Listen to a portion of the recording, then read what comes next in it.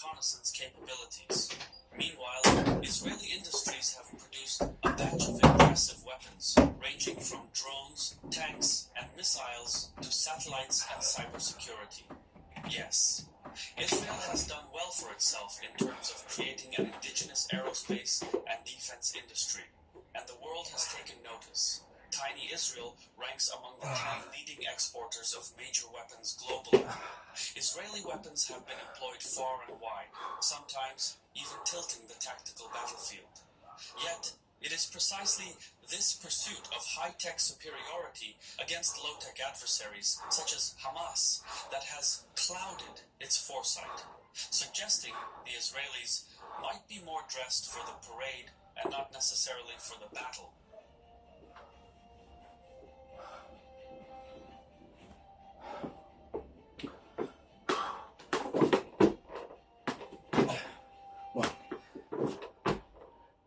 Before getting into the video, I need to quickly tell you about another tech proliferation, the data broker market. So what happens is that your personal information, including your name, login credentials, social security number, home address, etc., is packaged and sold or published online without you even knowing about it. I find this frustrating. Up until a few months ago, I used to get these weird robocalls from abroad. My inbox tended to be stuffed with junk emails, and so on. This is where Incogni comes in. It goes out and makes requests to hundreds of data broker lists and tries to get me off the list. By law, these companies are required to comply. The process is incredibly tedious by design, so most people don't even bother. Incogni, however, makes this process easy and automated. Since I signed up, my phone has been quieter, my email has been more focused, and I feel a lot better knowing that my personal information is not abused by companies using my browser history to jack up my premiums. There's a link in my description. It's incogni.com/Caspian report. You can sign up for the annual plan to get 60% off. You do the annual plan so that Incogni can constantly scrub you off these lists because you're always being added to new lists. When you click the link, it helps support the channel. So please use the link, but you also get that discount. Thank you, Incogni, for sponsoring today's video. Israel is a major player in the global arms market, but that's hardly news. Those who disapprove of the country find it a source of resentment, while those who approve of Israel find it a source of empowerment. But whatever one's political preferences, to understand the Israeli arms industry is to understand the state of Israel, especially in these polarized and troubled times. When the country came into being, its military consisted of a ragtag band of militias who barely had the means to produce ammunition for their firearms. The government had to import weapons from established defense industries, often covertly and illegally. While this arrangement worked well enough in the early years of state building in the 1970s, however, things took a turn for the worse. Israeli lawmakers had made a terrible geopolitical mistake. You see, up until that period, France had been Israel's main arms supplier. But following the Six-Day War in 1967, the French decided otherwise and abruptly cut Israel off. No more fancy warplanes and tanks. At the same time, the Soviets began pouring massive amounts of sophisticated weapons into the surrounding Arab nations. Soon after, in 1973, another devastating armed conflict broke out. It was the fourth major war between Israel and the Arab states. Israel emerged victorious again, but the next round of hostilities was already brewing, and there was no guarantee that Israel would enjoy military superiority the next time around. More importantly, the 1973 conflict exposed a strategic vulnerability for the Israelis, their dependence on foreign military suppliers. If Israel was to survive the next few decades, it had to do something different, drastically so. And since it could never match the Arabs in terms of manpower, weapons, and finances, Israel could either innovate or disappear. The imminent danger of total annihilation was a driving force for nationwide reform. It sharpened the mind, and just like that, Israel embarked on a large-scale program to foster new defense industries. Israeli lawmakers tapped into the Jewish tradition of scholarship and channeled these human resources into research and development. A substantial proportion of GDP was devoted to this, more so than any other country. Jollibee crunchy chicken sandwich. Crunchy. Tasty. On that setup, every night, new Jollibee crunchy chicken sandwich. The bureaucracy that separated military officials from scientists and entrepreneurs. As a result, the military was able to communicate its needs swiftly and efficiently to legislators, investors, and academics. This close connection was then applied within the military hierarchy itself. For example, while most armed forces frown upon arguments between senior officers, in Israel it has become an acceptable practice. Junior soldiers were free to argue with senior officers because it fostered creativity and rejected group thinking. To this day, these reforms remain unique to the state of Israel, and they are almost impossible to replicate because no other nation lives on the brink of destruction. In the years that followed, the indigenous Israeli defense industry would prove its ingenuity in the face of strategic and tactical realities. For instance, in the 1970s, during the sporadic attrition war between Israel and Egypt, the Israelis lacked intelligence on Egypt's military deployments on the Suez front. At the time, the Sinai Peninsula was under Israeli control following the Six-Day War in 1967. Israel needed intelligence on what awaited them on the other side of the banks. So, Israeli researchers developed a toy plane that could fly for long periods and carry a camera. It was the first military spy drone, and it provided invaluable intel on Egyptian trenches built along the Suez Canal. The success of this toy plane laid the foundation for the high-end Israeli drones we know today, and the drones that followed will play a crucial role in the conflicts with Syria. Meanwhile, at around the same time, Israel was in talks with Britain to acquire a new type of main battle tank. The deal was about to be signed, but the British had a change of heart at the last moment. So, Israel tapped into the human resources of its veterans and came up with its own indigenous tank known as the Merkava. The tank was rolled out within a few years and quickly became the hallmark of the Israeli defense industry. Years later, in the mid-1970s, the Americans provided the Israelis with new methods of satellite surveillance, but the system was not good enough. Lacking strategic depth, Israel needed real-time satellite imagery. So it started its own satellite program, and in 1988, the OFEC-1 satellite was launched into orbit. Out of the blue, Israel became one of the few nations with independent satellite launching capabilities. Going into space is a remarkable achievement, let alone for a small nation. But the underlying factor that has accelerated Israel's technological prowess has been American support. Since 1976, Israel has been the largest annual recipient of U.S. foreign aid, and in 2023, that aid totaled a staggering $130 billion. If this amount were to be adjusted for Israel's annual defense spending, it would mean that almost a quarter of Israel's military budget was and is effectively funded by the United States. This aid has been crucial in nurturing the Israeli arms industry and shaping it into what it is today. However, Israel's unique military and financial relationship with the United States goes both ways, with the latter benefiting from it periodically. For instance, Israeli reconnaissance satellites and air defense systems played a key role during the Gulf War in 1990. When Iraq fired salvos of Scud missiles toward Israel, it shook the military-political establishment in both Washington and Tel Aviv. Israeli satellites could track enemy rocket launchers, but as rockets became cheaper, smaller, and more readily available, the threat came not only from hostile states, but also from non-state actors, such as Hezbollah and Hamas. Against the backdrop of the Gulf War, Hezbollah and Hamas would fire dozens of rockets at Israeli settlements daily. As this was happening, it became clear that a new kind of air defense was needed to eliminate the threat.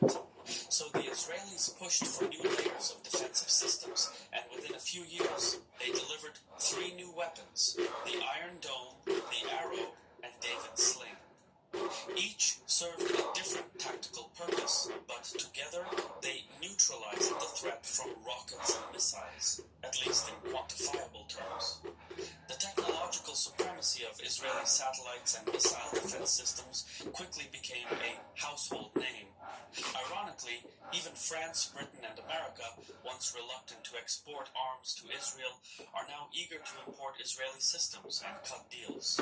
In all, Israel's technological edge has helped it deal with a variety of emerging threats, not just in the physical realm, but also in the domain of cyberspace. Iran's pursuit of nuclear weapons and how the Israelis dealt with it at the time is one such example. That being so, in order to acquire fissile material, the Iranians need to enrich uranium, which is done by centrifuges. However, starting in 2009, Iranian centrifuges began to malfunction one by one. The culprit was a malicious computer worm called Stuxnet, a new type of cyber weapon developed jointly by the United States and Israel.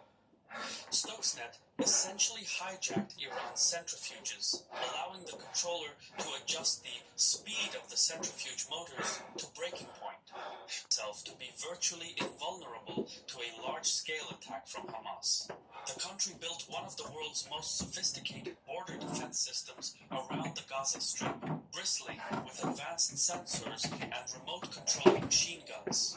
It also deployed a variety of state-of-the-art anti-missile systems, giving Israeli civilians a false sense of security that they would be adequately protected from rocket and artillery attacks from Gaza and southern Lebanon, even in the event of a major conflict. But the Iron Dome air defense system was saturated with thousands of rockets, each costing a small fraction of the Israeli interceptors. The so-called iron wall around Gaza was breached, and there were far too few Israeli soldiers on the ground to stop the Hamas incursion. The Israeli leadership believed that there was no need for a large number of Israeli boots on the ground, given the smart border fence around Gaza. In Israel's case, its fixation on high-tech, or cult of technology, created a false sense of security. If nothing else, Hamas succeeded in shattering the myth of Israeli invulnerability.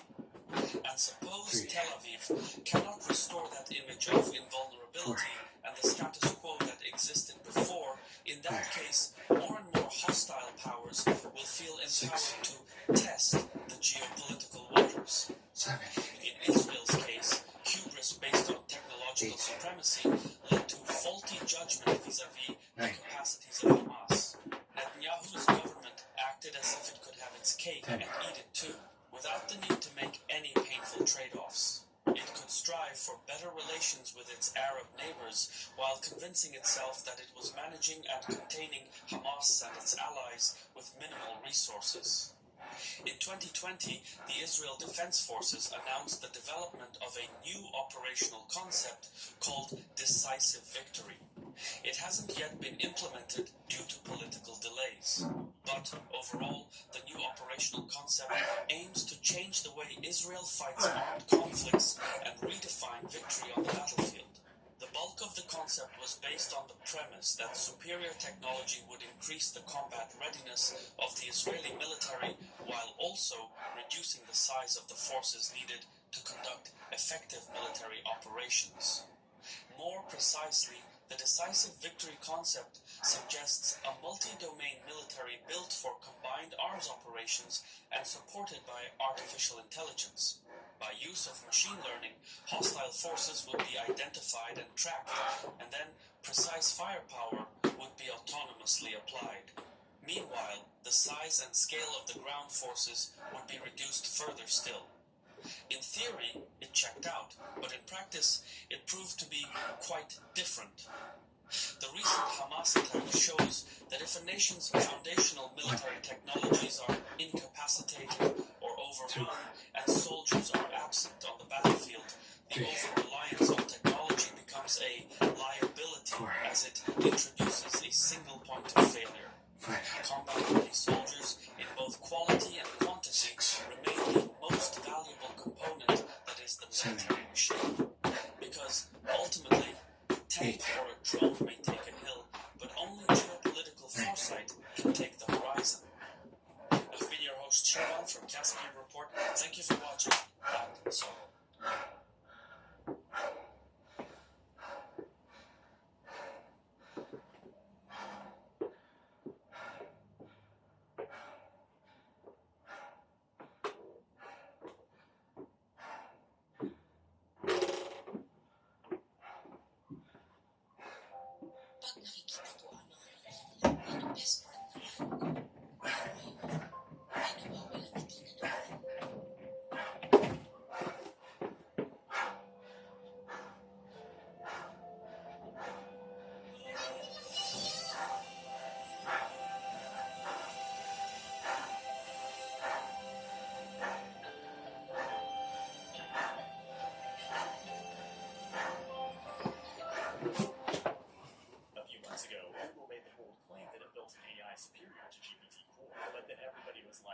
Or it didn't happen, so then Google dropped this mind-blowing video where the guys had a conversation with Gemini Ultra like a human, which turned into a huge embarrassment because it turns out that video was mostly fake. Or was it though? Because just a few hours ago, Google released Gemini Advanced, the most advanced large language model the world has ever seen. But is it powerful enough to kill GPT-4? It is February 8th, 2024, and we're watching the code. As of today, Bard is officially dead. It's been renamed Gemini to reflect its own model, but to access the state-of-the-art Gemini Ultra, you'll need to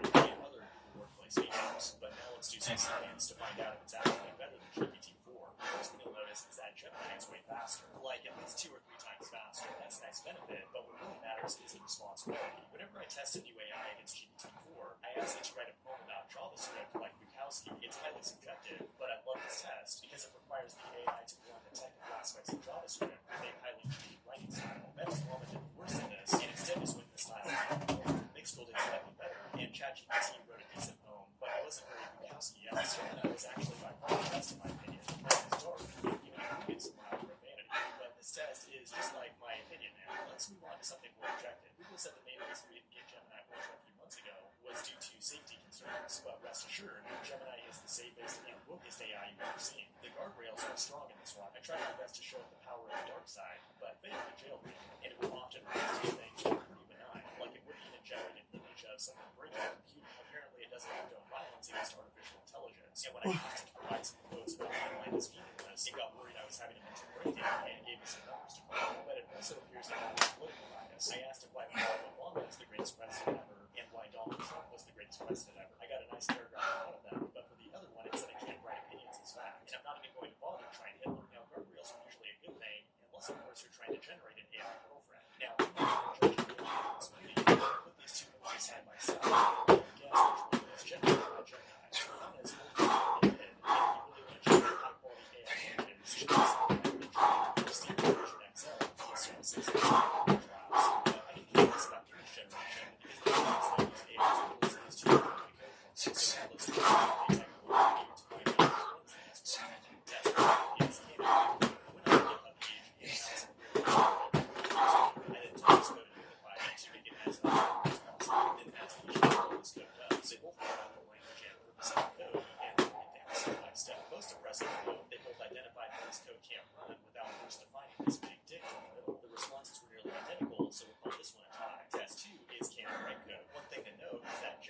has a context length of 32,000 tokens, while GPT-4 Turbo has 128K. It theories on Stable Diffusion and works pretty well with realistic images. You now have the power at your fingertips to print out any image you can imagine. The thing I like about Focus is that in many ways it feels similar to Midjourney, but it's free and the UI is way more intuitive. I'm running it with a modest NVIDIA 3070, and it usually takes about 45 seconds to generate 2 quality images. What's really cool though is that if you click on the Advanced tab, you'll get options for performance, aspect ratio, and the number of images, but there's also a tab for style, and we can mix and match these different styles to get far different results, like this retro video game style, or maybe an anime style. But in order to generate our AI influencer, I'm going to go with the default settings, along with Focus Photograph, create a prompt that's highly specific, and add some imperfections like rough skin, no makeup, etc., to make it more realistic. And now our influencer is formed. Now let's go ahead and save this as our base image, then create a new prompt and check the box for input image. Drop the base image here to blend multiple images and text together. Now click on the advanced box below the image to fine-tune the way the image is blended. In this case, we'll go with face swap and then write a text prompt of doing yoga at the beach, giving us that perfect shot with the brain. But most importantly, we have really good continuity between faces, and the hands always look totally realistic.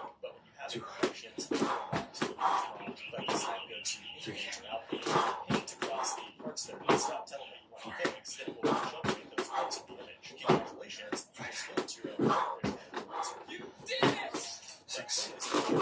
Yesterday in the lab, so it's an insane video demoing the interesting video. It's closed source, but luckily Stability AI has a stable diffusion video last week, and I can only imagine what kind of content as we use that. This has been the Code Report. Thanks for watching, and I will see you in the next one.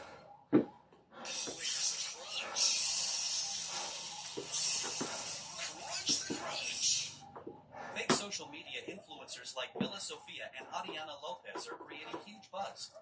Many creators are now focusing on creating AI influencers. You will find tons of videos on creating an AI influencer model with AI. All of the videos are pretty much the same.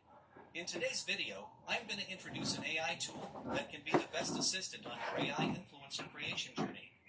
And the most fun fact is, it's 100% free. We can definitely create images for our influencers with any AI image generator.